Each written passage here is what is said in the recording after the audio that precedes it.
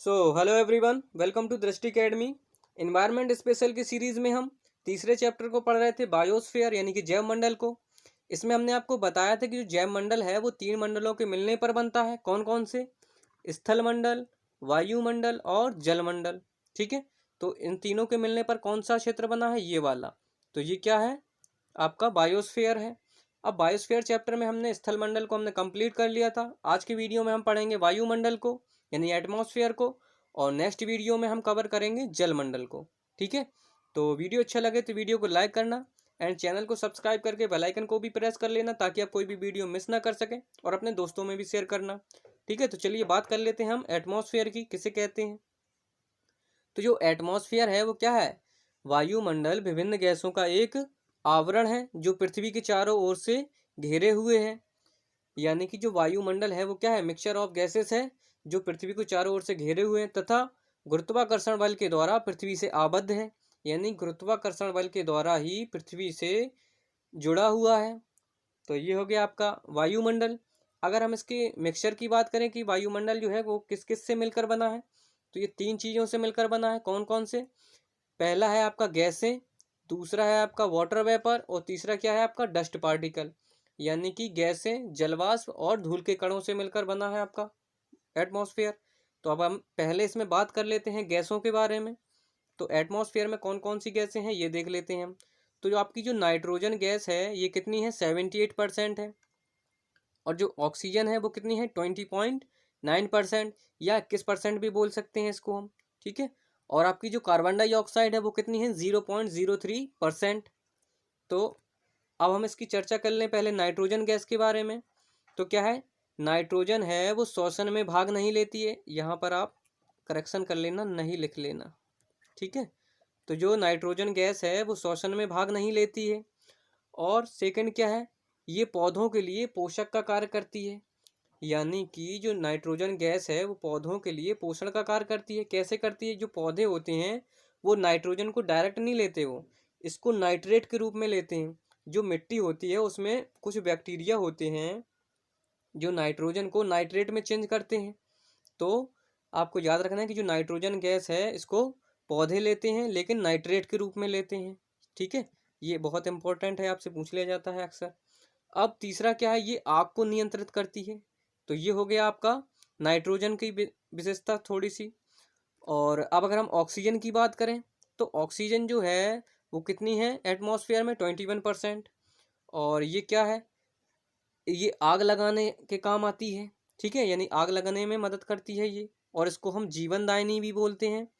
और ये श्वसन में भाग लेती है, श्वसन में भाग लेती है, और इसको हम जीवनदायिनी भी बोलते हैं। जीवनदायिनी क्यों बोलते हैं ये आपको पता ही होगा। ठीक है, क्योंकि ऑक्सीजन के बिना जीवन संभव नहीं है। ठीक है, अब अगर हम कार्बन डाइऑक्साइड की बात करें तो इसकी पहली कंडीशन क्या है? कि ये आग बुझाती है, यानी कि आग बुझाने में आपकी मदद करती है। आपने देखा होगा जो हॉस्पिटल्स होते हैं, स्कूल्स होते हैं, उनमें CO2 के सिलेंडर्स लगे रहते हैं। यानी कि जो स्कूल हैं उसमें क्या है? अग्निशामक जो यंत्र होते हैं, फायर एक्सटिंग्विशर, उसमें आपकी कार्बन डाइऑक्साइड गैस भरी होती है। ठीक है, और ये क्या है कि ये वायुमंडल में सबसे भारी गैस है, इसलिए ये सबसे नीचे पाई जाती है, नीचे वाले मंडल में। ठीक है, और ये वैश्विक ताप में वृद्धि करती है।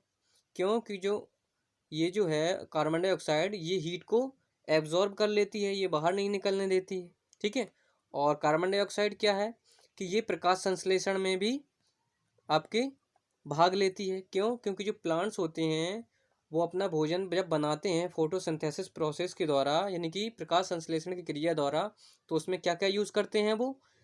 आपकी कार्बन डाइऑक्साइड और जल को।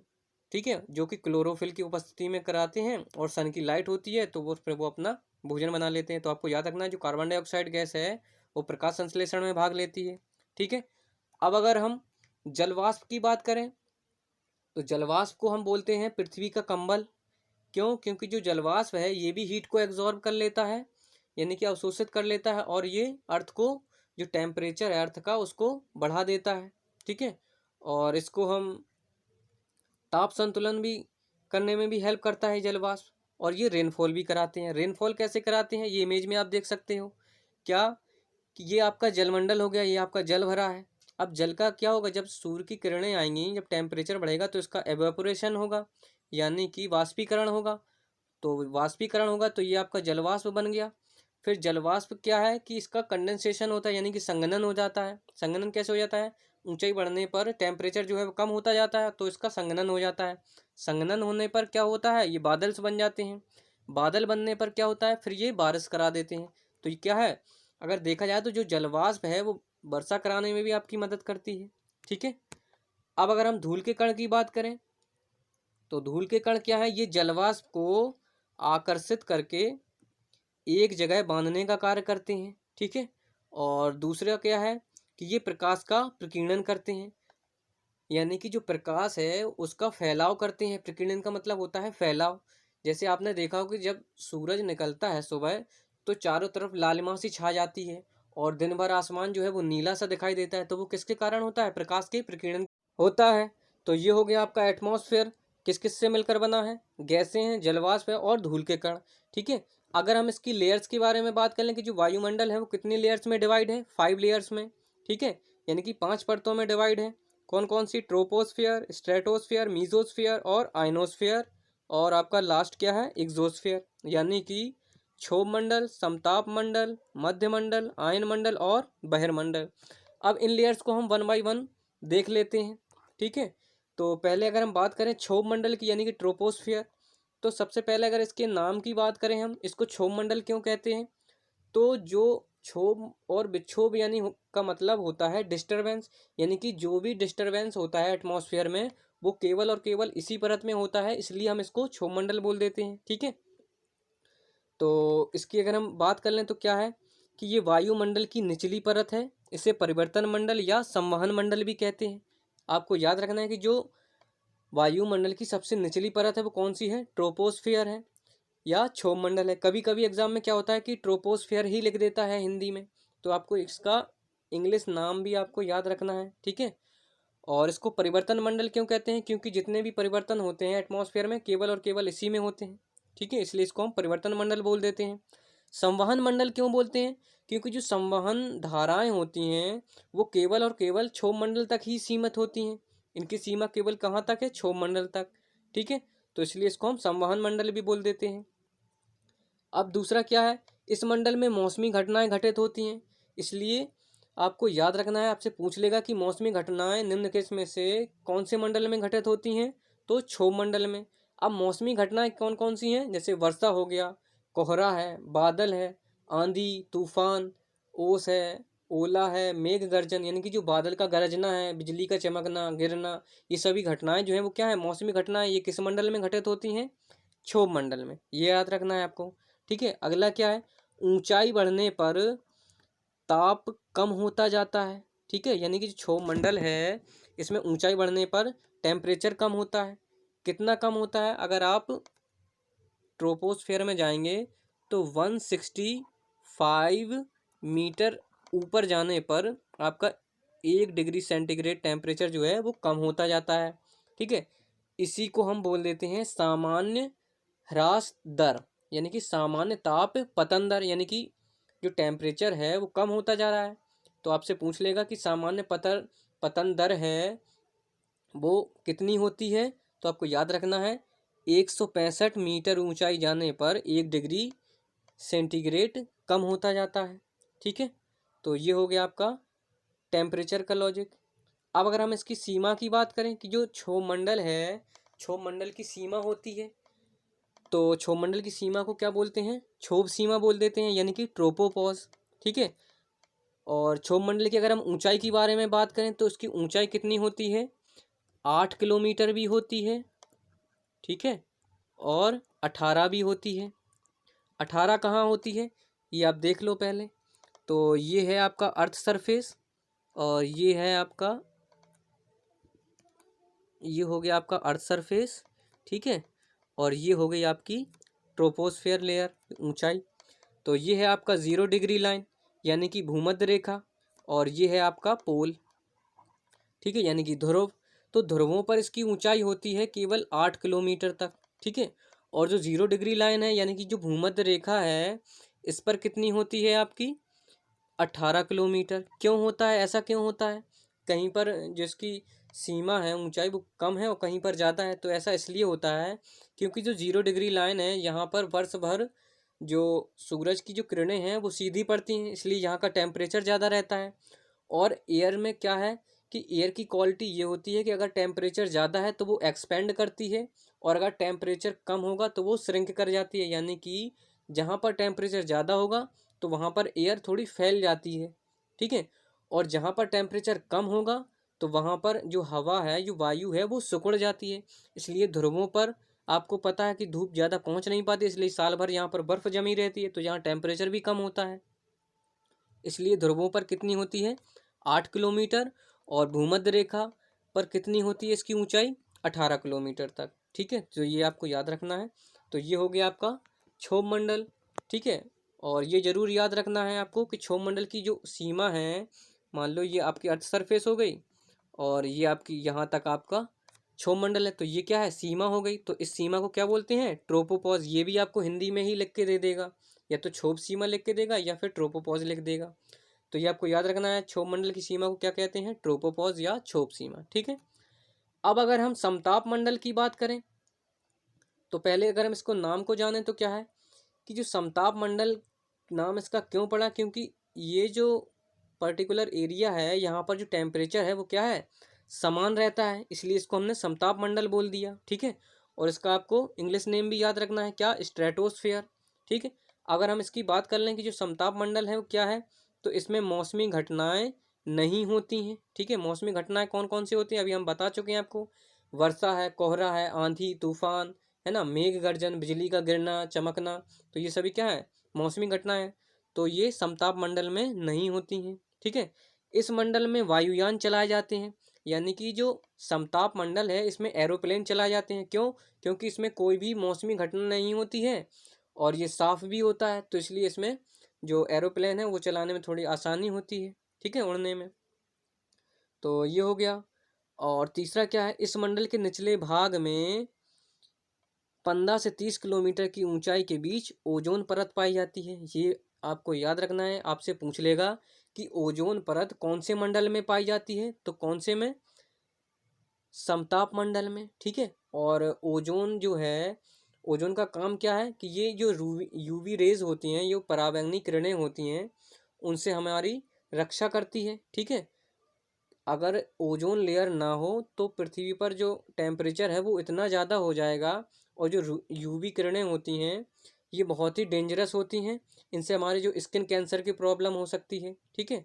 और ओजोन परत के बारे में थोड़ा सा और याद रखना है आपको कि ओजोन परत की जो मोटाई होती है, ओजोन परत की मोटाई होती है वो आपको डॉप्सन में नापी जाती है। किस में नापी जाती है? डॉप्सन में। ये एक साइंटिस्ट थे, उनके नाम पर है ये, ठीक है। और आजकल आपको पता होगा कि जो क्लाइमेट चेंज है ये बहुत बड़ी समस्या बना हुआ है, ठीक है। इससे ओजोन डिप्लेशन भी हो रहा है, यानी कि ओजोन परत का अवक्षय भी हो जा रहा है। आपसे पूछ लेगा कि ओजोन परत के अवक्षय में निम्नलिखित में से कौन सी गैस का प्रमुख स्थान है, तो क्या है आपका वो CFC है, यानी कि क्लोरोफ्लोरोकार्बन है, जिसके कारण ओजोन का अपक्षय हो रहा है, ठीक है, यानी ओजोन डिप्लेशन हो रहा है। तो ये हो गया आपका समताप मंडल। इसकी अगर हम ऊंचाई की बात करें तो ऊंचाई इसकी कितनी है 50 किलोमीटर तक है, ठीक है। कितनी है 50 किलोमीटर तक है, ठीक। और अगली लेयर्स की अगर हम बात करें यानी मध्यमंडल, इसको मध्यमंडल इसलिए बोलते हैं क्योंकि ये 5 लेयर्स हैं, 5 में से ये बीचों बीच में, इसलिए हमने इसको मध्यमंडल बोल दिया, यानी कि मीजोस्फेयर, ठीक है। अब इसमें क्या है कि इसमें धूलकण नहीं पाए जाते हैं, और ये जो परत है ये वायुमंडल की सबसे ठंडी परत होती है। कौन सी? मीजोस्फेयर। आपसे पूछ लेगा कि इस एटमॉस्फेयर में यानी वायुमंडल में सबसे ठंडी परत कौन सी होती है, तो आपको याद रखना है मध्यमंडल। इसका जो टेम्परेचर है वो -80 डिग्री तक पहुंच जाता है, ठीक है। तो ये हो गया आपका मध्यमंडल। अब हम बात करें आयन मंडल की, तो आयन मंडल क्यों बोलते हैं?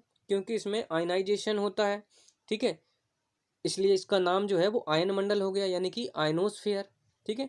अब इसको हम देख लेते हैं क्या है कि इसमें आवेशित धूल के कण पाए जाते हैं, और दूसरा क्या है रेडियो स्टेशन स्थापित किए जाते हैं, यानी कि जो आपके मोबाइल के नेटवर्क्स हैं, जो टीवी के नेटवर्क हैं, ये सभी जो रेडियो स्टेशन से आते हैं वो कहाँ पर स्थापित किए जाते हैं, आपके आयन मंडल में। आपसे पूछ लिया जाएगा कि रेडियो स्टेशन निम्नलिखित में से कौन से मंडल में स्थापित किए जाते हैं, तो आपको याद रखना है आयन मंडल में, ठीक है।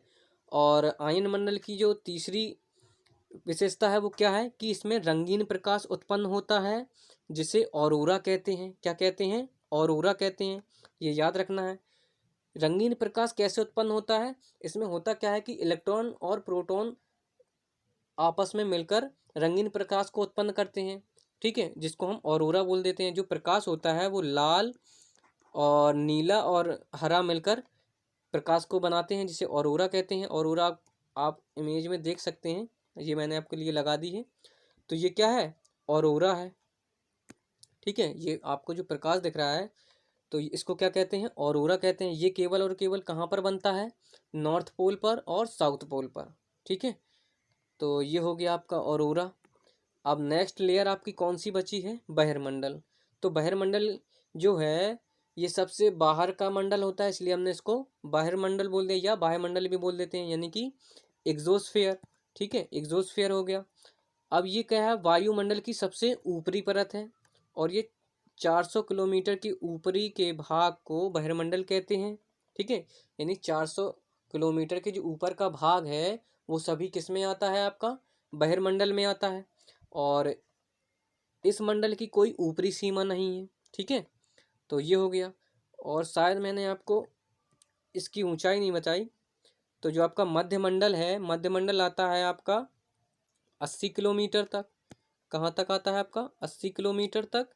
और जो आपका आयन मंडल है वो कहाँ तक आता है? 80 से आपका आता है 400 किलोमीटर के बीच, ठीक है। तो ये आपको याद रखना है। आपसे ये जो डिस्टेंस है ये नहीं पूछी जाती है, बस इसकी जो विशेषता है वो पूछ ली जाती हैं। तो ये हो गया आपका लेयर्स, ठीक है, कि ट्रोपोस्फेयर किसे कहते हैं, स्ट्रेटोस्फेयर, मीजोस्फेयर, आयनोस्फेयर और एक्सोस्फेयर किसे कहते हैं, आपको समझ में आ गया होगा। और ये याद रखना है कि जो ऑरोरा है वो कौन से मंडल में बनता है? आपका आयनोस्फेयर में, ठीक है।